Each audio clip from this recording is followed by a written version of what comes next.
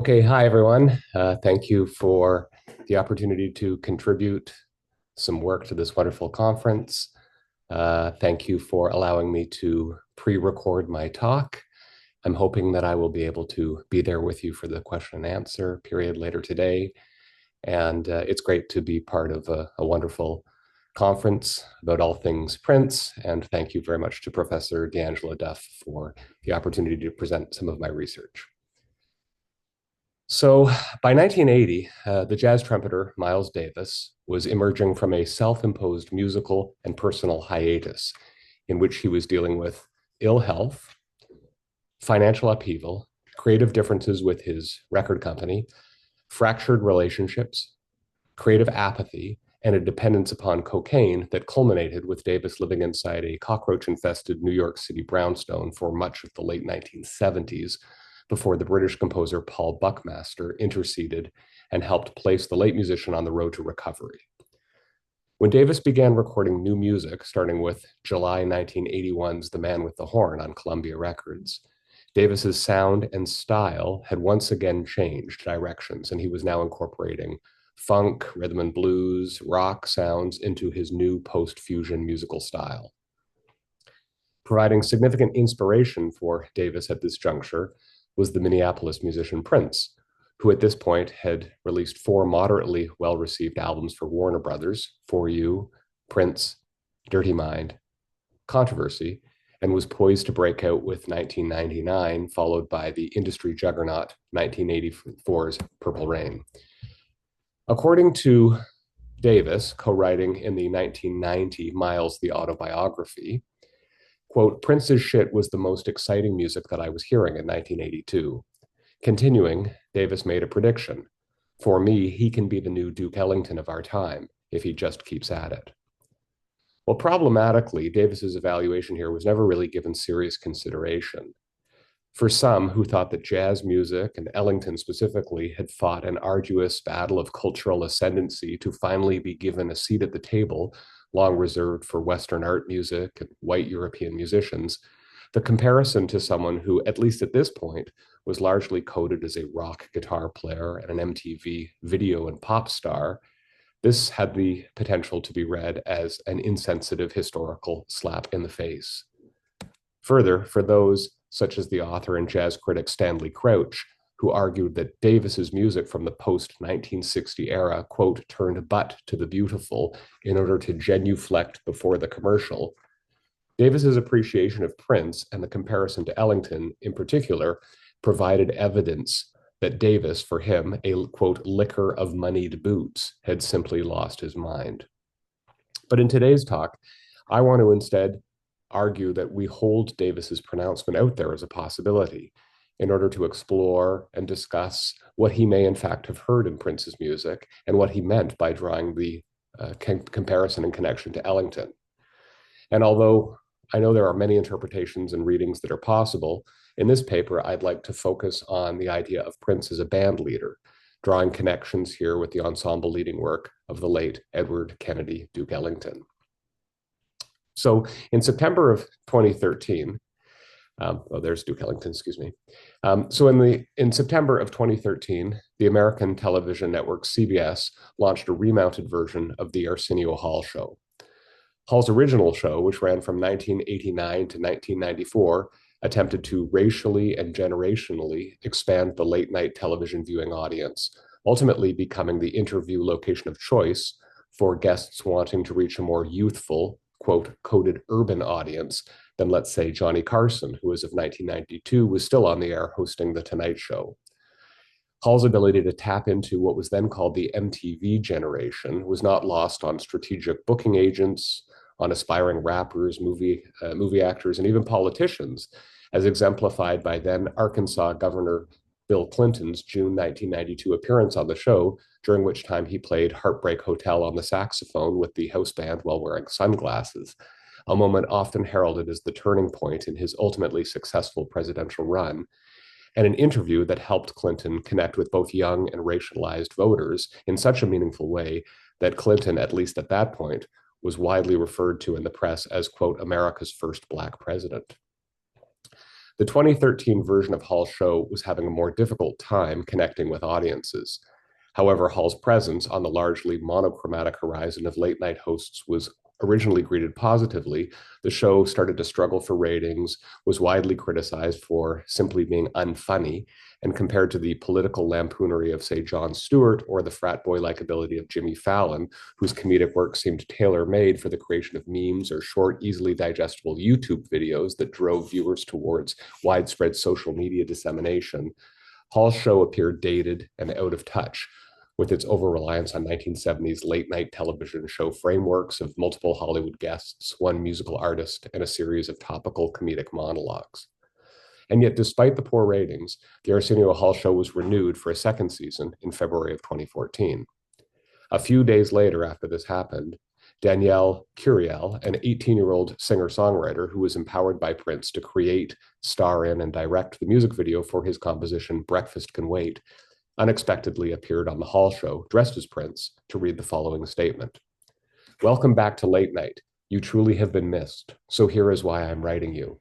The Arsenio Hall Show has always been so welcoming to us in the past, and we wanted to return the favor. Just say the word, and we will bring our whole crew over to your place and do a performance that you will never forget. Just in case you haven't heard, I've been practicing, and I've gotten pretty good now. If that's cool, we'd like to come in next week, perhaps Wednesday. Have your people contact my people, and we'll invite some more people, like all of America. Prince." True to his word, Prince, a historically reluctant interviewee, appeared as the only guest on the March 4th, 2014 evening broadcast, sitting down with Hall for what has to be among his most comprehensive and candid interviews ever given, and performing a number of compositions with a variety of musical aggregations that included Third Eye Girl, the NPG horns, and the New Power Generation. At least for Hall, the strategy worked. Prince's rare TV appearance resulted in a 56% viewer increase over the show's February average, and according to the Nielsen ratings, bested TBS's Conan that night, which was broadcast during the same time slot. Musically, Prince plays a set of wide-ranging material that traverses his many stylistic influences and interests, including power rock, acoustic soulful ballads, and James Brown-inspired funk. Having a canon of more than 35 years of material to draw from at this point, Prince presents a set that seamlessly coalesces the old with the new, demonstrating him to be an artist with both great historical capital and current cultural relevance. I would struggle to think of any artist from the same MTV era who could pull off an equally ambitious hour of network television and musical performance. Prince here seems without peer, sui generis as both an entertainer and an artist. For the television show's closing number, Prince brings together one of the most ambitious musical ensembles that I think he'd ever worked with. He's augmenting his all-female rock trio, Third Eye Girl, with the New Power Generation and MPG horns. Prince puts down his guitar in order to conduct, to sing and dance, while leading the band through an electrifying version of the 1984 composition Mutiny. Written by Prince, but credited to Jerome Benton, the song was originally given to another great Minneapolis ensemble that Prince had helped create, of course, the Family. So let's have a quick listen.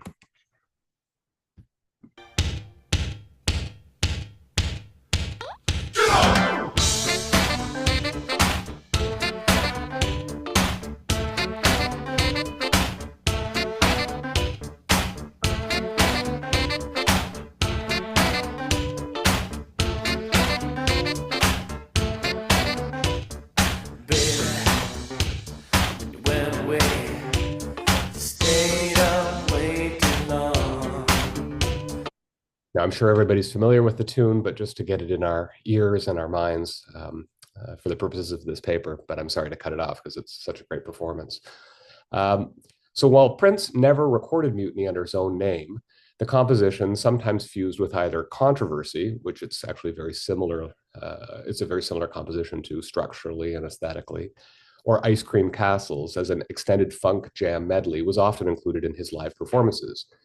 Released as a live recording as part of the MPG Music Club Edition #2 in 2001, and then leaked online as a nearly 10-minute rehearsal version in 2012 in order to promote an upcoming concert tour, Mutiny contains many of the hallmarks of Prince's best-known music, including an infectious groove, blues tonality, African diasporic polyrhythms, call and response, participatory vocals, all of which openly acknowledge and signify upon African-American gospel and church traditions. In terms of the performance, Prince and the band cultivate a party or carnivalesque television environment that signifies upon New Orleans street parties, America's brass and marching band tradition, and the 1940s Harlem club dates of such African-American swing era band leaders as Cab Calloway, Lionel Hampton, Count Basie, and of course, Duke Ellington himself. Prince's performance here provides a dissolution of what Simon Reynolds has called the old dichotomy between the head and body. At times, further, at times during Prince's career, he most certainly underscored and marketed the image of a sort of, solitary standalone musical genius. And that is most definitely true and appropriate. But Prince is also an interactive and participatory ensemble musician who, like such strong and individualistic band leaders as Ellington himself, James Brown, and Sly Stewart or Sly Stone, Prince valued the interconnectivity and the collegial artistic expression of collective music-making practices that can flow out from ensemble performances. And in this way, I think Prince really turns the Platonic ideal of the disembodied musical creation and reception on its head, changing the idea of participants as kind of unmoving receptors of synaptic genius, as opposed to collaborative music-making practices, as he was certainly known for, and as we're going to, I think, see in this video. So brought in after the commercial break by Hall, who offers his end of show closing sign-off, Prince, awash in purple lighting with his back turned to the audience, can be seen conducting the ensemble through the performance's intricate opening horn line.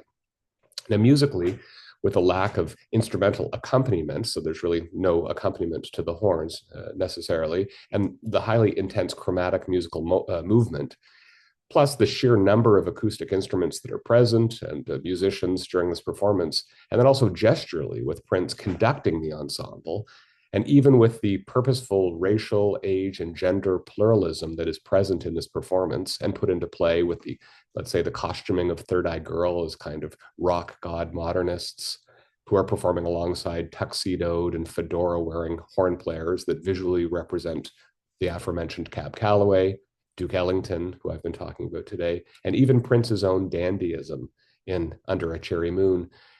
The performance's opening is, I think, unlike anything that was being seen or heard on American national television at this time. So after the opening 20 seconds, the composition quickly moves into the sort of familiar funk groove that audience would easily have associated with Prince, with The Time, with James Brown, with The Family, and with other groups performing what I would call an openly representative African-American musical style. So let's listen to this great horn opening. Taking us out tonight with Mutiny, Prince, and the new power generation. I'll see you in 23 hours. Go!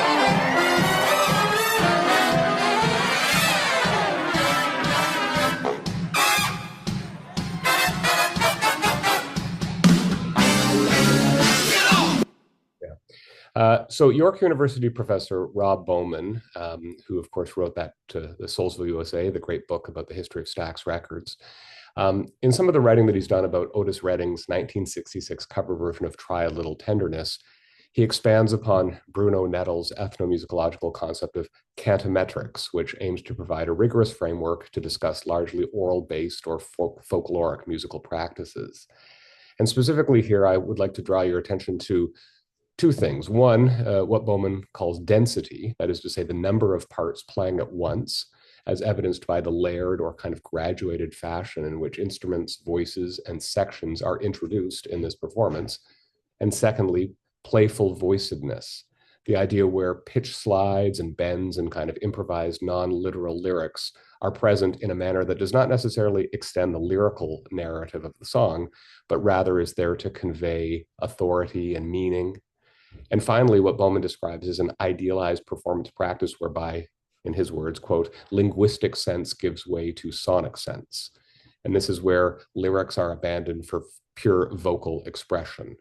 And I'm sure we can think of many examples of this in the music of Otis Redding and the music of James Brown, and certainly in some of Prince's music and this performance as well. So in the live performance of Mutiny, Prince, interestingly, consistently defers the primacy of his role as a lead vocalist to that which I might call chorus or gang vocals, where everyone, including the audience at various points, and actually including Arsenio Hall, who is actually in the video, you can see him standing behind the drummer, participating in his own way as if he was an additional member in the band.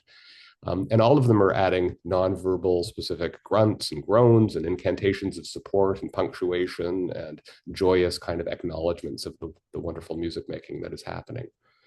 And as far as I'm concerned, this is truly the aforementioned linguistic sense giving way to sonic sense. The idea that the ensemble is singing in the spirit of participatory community-based music-making practices, and again, really blurring the binaries of background and foreground or professional and amateur singers with the presence of the audience and their participation. Equally remarkable, I think, with this performance is how acoustic it is, with the prominent horn section that is scattered throughout.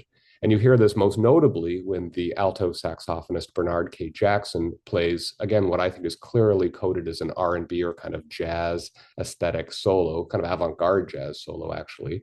It reminds me a bit of Maceo Parker's contributions to James Brown's various ensembles. And he takes an extended and, as I mentioned, pretty avant-garde influenced solo on live American television. So let's have a listen to that.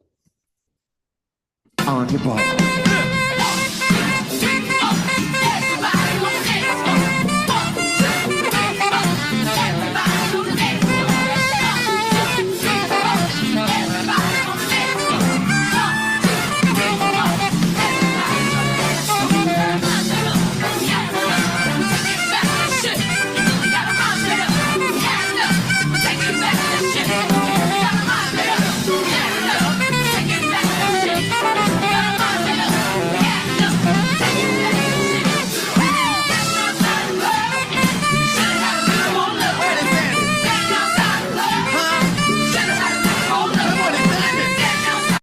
So I think in that performance, we hear everything. We hear sort of the avant-garde or certainly jazz influence, be-da-da, ba-da-da, boo-doo-doo, be-da-da, all those kinds of diminished kind of motives or motifs that are throughout his solo.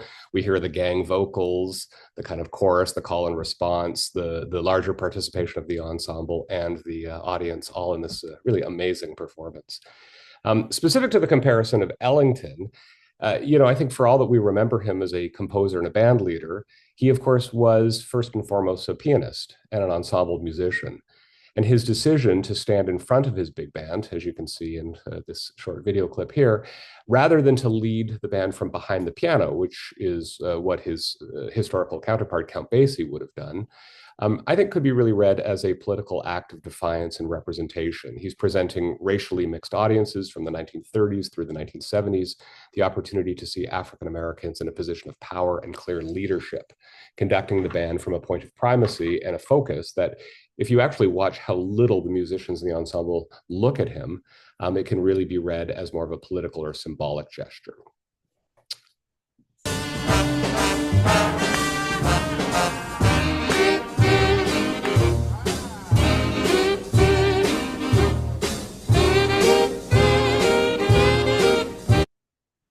So that said, while the number of African-American bands had clearly grown from the time of Ellington to Prince, I have no doubt that African-American conductors remain a site of underrepresentation. And again, to see Prince use this hour-long network television broadcast to showcase the expansiveness of his musical offerings, culminating with him leading more than playing a nearly 30-member strong ensemble of one of the only African-American hosted late-night television shows on syndication from this time period, can certainly be read as a moment and an act of political agency.